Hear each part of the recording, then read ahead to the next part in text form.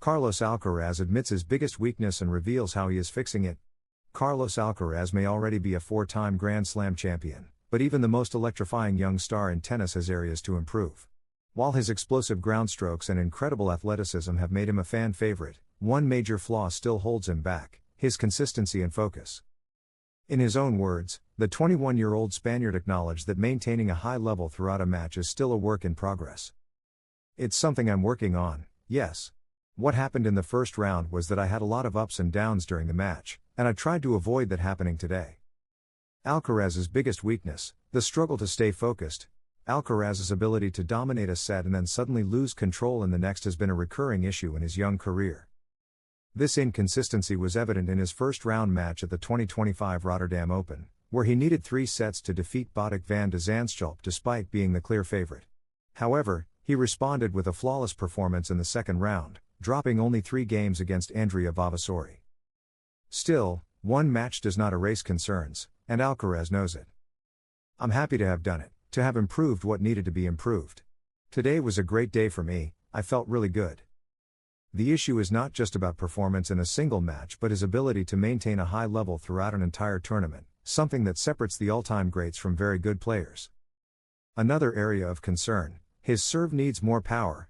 While Alcaraz's baseline game is among the best on the tour, his serve remains a weak link, especially compared to his young rival Jannik Sinner, who generates far more free points with his first serve. Alcaraz has already made visible improvements to his serve in 2025, but he still lacks the bite needed to consistently dominate opponents. If he can transform his serve into a weapon, it could be the final piece of the puzzle to unlock his full potential. No Ferrero? No problem, Alcaraz trusts his team. At the Rotterdam Open, Alcaraz is without his head coach, Juan Carlos Ferrero, but remains fully confident in his backup team, led by Samuel Lopez. "I think the work they are doing behind the scenes is very important for me. As I've said many times, the more comfortable I feel off the court, the better I perform on it." The bond within his Spanish team is something Alcaraz values greatly, though he does not rule out adding non-Spanish members in the future. "First of all, in terms of language, it's much better for us to communicate. Honestly, it's not something that bothers me either. For now, this is how it is. In the future, probably. We'll see." Can Alcaraz fix his weaknesses in time for a breakthrough in 2025? Although he already has multiple Grand Slam titles, the next step for Alcaraz is domination, proving that he can stay focused, be consistent, and improve his serve enough to control big matches from start to finish. With Novak Djokovic, Jannik Sinner, and Daniil Medvedev standing in his way, Alcaraz will need to close the gaps in his game if he wants to return to world number 1 and solidify his place as the face of men's tennis. Alcaraz feels comfortable on Rotterdam's hard courts. Alcaraz is already in the quarterfinals in his debut at the Rotterdam tournament. After a tough opening match against Van de Zandschulp, Carlitos handled his match against Andrea Vavasori with authority. The Italian barely put up a fight for 63 minutes, falling 6-2, 6-1.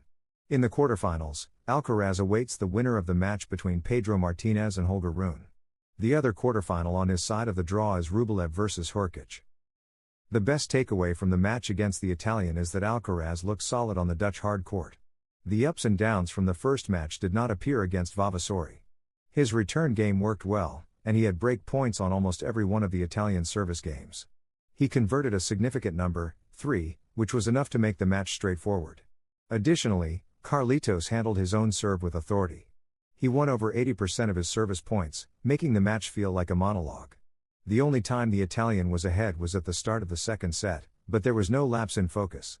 Carlitos stayed very composed, a great sign for the weekend ahead.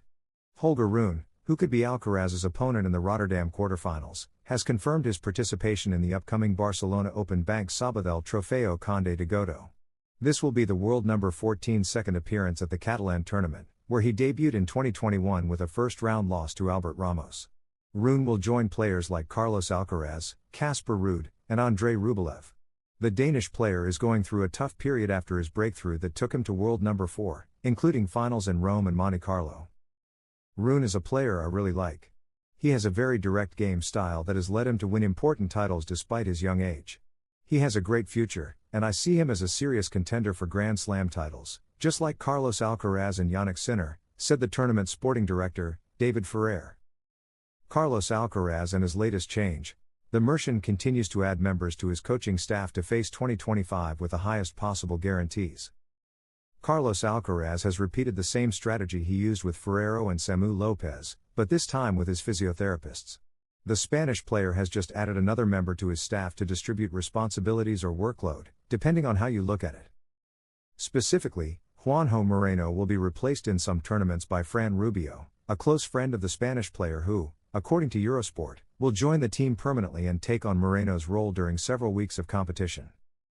Meanwhile, the El Palmar native is competing in Rotterdam without Juan Carlos Ferrero, but he is not worried at all. It doesn't matter. Of course, I love spending time with Juan Carlos, but Samu is also a great coach whom I trust 100%. I trained with Juanqui at home, and he knows me perfectly. Samu also knows me, I trust him 100%, so nothing changes. Regarding his first-round opponent, whom he defeated with difficulty, he was clear: I knew I was going to have tough moments because the first round of a new tournament is never easy. I thought Botic, with the entire crowd behind him, was going to show a very high level of tennis. I was convinced of that. I'm happy to have gotten through such a tough match and to have the opportunity to keep improving in the next round. My first time in Rotterdam is special, so I'm very happy with what I achieved today.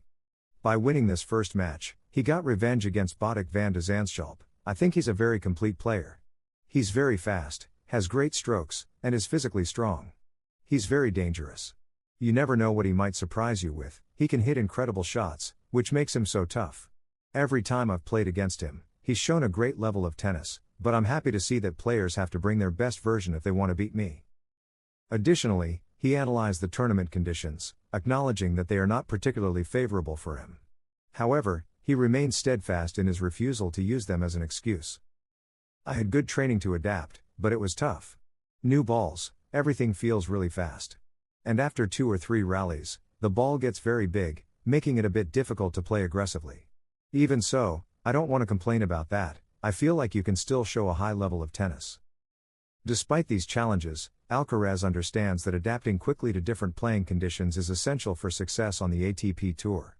The ability to adjust to varying court speeds, ball types, and atmospheres is what separates great players from the best in the world. His maturity in acknowledging the issue while maintaining a solution-oriented mindset highlights his commitment to constant improvement. Rather than letting the conditions dictate his performance, Alcaraz remains focused on what he can control: his game, his movement, and his mental approach. His belief in his ability to rise above these obstacles shows his growing experience and determination to refine every aspect of his play. Ultimately, while external factors can make a difference in a match, Alcaraz knows that his success depends more on his consistency, strategy, and ability to remain composed under pressure. If you like this video, don't forget to subscribe and leave a like, because here at Tennis Zone, we are dedicated to bringing you the best content for the best audience.